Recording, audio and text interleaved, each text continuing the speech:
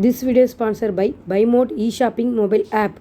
இந்த ஆப்பில் பார்த்தீங்கன்னா நமக்கு எல்லா விதமான பிராண்டடு ப்ராடக்ட்ஸ் எல்லாமே இதில் இருக்குது ஃப்ரெண்ட்ஸ். வேணுன்றவங்க பர்ச்சேஸ் பண்ணிக்கோங்க ஃப்ரெண்ட்ஸ். இப்போ என்னோடய வீடியோஸ் நான் போடுற வீடியோஸ்லாம் உங்களுக்கு பிடிச்சிருந்தா லைக் பண்ணி சப்ஸ்கிரைப் பண்ணி கமெண்ட் பண்ணி ஷேர் பண்ணி சப்போர்ட் பண்ணுங்கள் ஃப்ரெண்ட்ஸ்.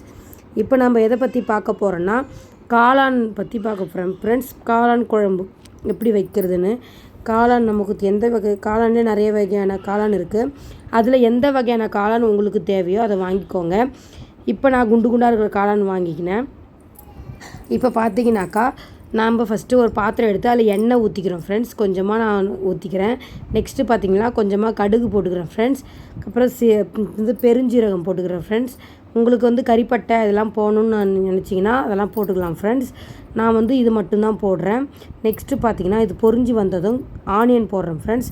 வெங்காயத்தை கட் பண்ணி வச்சுக்கின்னு அதை போட்டு நல்லா வதக்குறோம் ஃப்ரெண்ட்ஸ். இது சீக்கிரமாக வதங்கிறதுக்கு கொஞ்சமாக உப்பு ஆட் பண்ணிக்கிறோம் ஃப்ரெண்ட்ஸ்.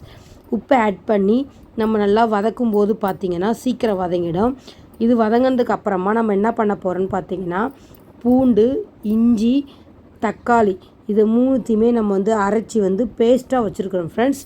அந்த அரைச்ச விழுதை நம்ம வெங்காயம் நல்லா வதங்கினதுக்கு அப்புறமா நம்ம ஊற்ற போகிறோம் ஃப்ரெண்ட்ஸ். ஏன் வெங்காயம் நல்லா வதங்கணும்னு சொல்கிறேன்னா அப்போ தான் டேஸ்ட் கொடுக்கும் ஃப்ரெண்ட்ஸ். எல்லாத்துக்குமே வெங்காயம் எந்த அளவுக்கு வதங்குதோ அதுக்கேற்ற மாதிரி தான் அந்த குழம்போட டேஸ்ட்டு கிடைக்கும் ஃப்ரெண்ட்ஸ். நெக்ஸ்ட்டு பார்த்திங்கன்னா நம்ம அரைச்சி வச்சுருந்தா அந்த பேஸ்ட்டை ஊற்றுறோம் ஃப்ரெண்ட்ஸ். ஊற்றுனதுக்கப்புறம் பார்த்திங்கன்னா எந்த அளவுக்கு எண்ணெய் பிரிஞ்சு வருதுன்னு பார்த்தீங்களா. இந்த மாதிரி ஸ்டேஜில் எண்ணெய் பிரிஞ்சு வர நேரத்துக்கு நம்ம என்ன பண்ண போகிறோன்னா மசாலா ஐட்டம்ஸ்லாம் ஆட் பண்ண போகிறோம் ஃப்ரெண்ட்ஸ். நான் பார்த்திங்கனாக்கா இப்போ மஞ்சள் தூள் கொஞ்சமாக ஆட் பண்ணிக்கிறேன் ஃப்ரெண்ட்ஸ். நெக்ஸ்ட்டு பார்த்திங்கனாக்கா கார மிளகாய் தூள் ஆட் பண்ணிக்கிறேன் ஃப்ரெண்ட்ஸ். முடிஞ்ச வரைக்கும் கார மிளகாய் தூளை நம்ம வீட்லேயே அரைச்சி வச்சு யூஸ் பண்ணுறது நல்லது ஃப்ரெண்ட்ஸ். பட் ஆனால் நான் என்கிட்ட இப்போ ஸ்டாக் இல்லாததுனால நான் பாக்கெட்டில் கடையில் விற்கிறாங்களாங்க ஃப்ரெண்ட்ஸ், அதை தான் நான் வாங்கி யூஸ் பண்ணிகிட்ருக்கேன்.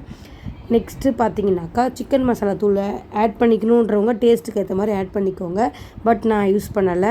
நான் அப்புறம் பார்த்திங்கன்னா இந்த காளானை நல்லா வாஷ் பண்ணிவிட்டு மண் இல்லாமல் வாஷ் பண்ணிவிட்டு அதை கட் பண்ணி வச்சு எனக்கு தேவையான சைஸுக்கு கட் பண்ணி வச்சுக்கிறேன் ஃப்ரெண்ட்ஸ். அதை நல்லா நம்ம மிக்ஸ் பண்ணிவிட்டு அதுக்கப்புறம் உப்பு கரெக்டாக இருக்கான்னு செக் பண்ணிக்கோங்க ஃப்ரெண்ட்ஸ். நெக்ஸ்ட்டு பார்த்திங்கனாக்கா இதை நம்ம இப்போது கொஞ்சமாக கிரேவி குழம்பு மாதிரி வைக்க போகிறேன் ஃப்ரெண்ட்ஸ். சாதத்துக்கு சாப்பிட்ற மாதிரி நான் பார்த்திங்கன்னா இப்போ கொஞ்சமாக தண்ணி ஆட் பண்ணிக்கிறேன் ஃப்ரெண்ட்ஸ். நெக்ஸ்ட்டு பார்த்திங்கன்னா வீட்லேயே நம்ம அரைச்சி வச்சுருக்க மிளகாய்த்தூள் ஆட் பண்ணி நமக்கு தேவையான அளவுக்கு ஆட் பண்ணி நல்லா மிக்ஸ் பண்ணிக்கிறோம் ஃப்ரெண்ட்ஸ். நெக்ஸ்ட்டு பார்த்திங்கன்னா கருவேப்பிலை கொத்தமல்லி போட்டு வாசனைக்கு நல்லா நம்ம கலந்துக்கிறோம் ஃப்ரெண்ட்ஸ். இப்போ உப்பு எவ்வளோ வேணுமோ அதுக்கேற்ற மாதிரி உப்பு கரெக்டாக ஆட் பண்ணிக்கோங்க ஃப்ரெண்ட்ஸ். நெக்ஸ்ட்டு பார்த்திங்கன்னா நல்லா கொதிக்க விடணும் ஃப்ரெண்ட்ஸ். நல்லா கொதித்து நமக்கு தேவையான பதம் வர வரைக்கும் நல்லா கொதிக்க விட்டதுக்கப்புறம் பார்த்திங்கன்னா நமக்கு தேவை இந்த அளவுக்கு வந்ததுக்கப்புறம் பார்த்திங்கன்னா நீங்கள் கேஸ் அடுப்பை ஆஃப் பண்ணிக்கலாம் ஃப்ரெண்ட்ஸ். எனக்கு இந்த அளவுக்கு பதம் போதும் ஃப்ரெண்ட்ஸ். நெக்ஸ்ட்டு பார்த்திங்கனாக்கா என்னோடய வீடியோஸ் எல்லாமே உங்களுக்கு பிடிச்சிருந்தா லைக் பண்ணி கமெண்ட் பண்ணி சப்ஸ்கிரைப் பண்ணுங்கள் ஃப்ரெண்ட்ஸ். Thank you friends.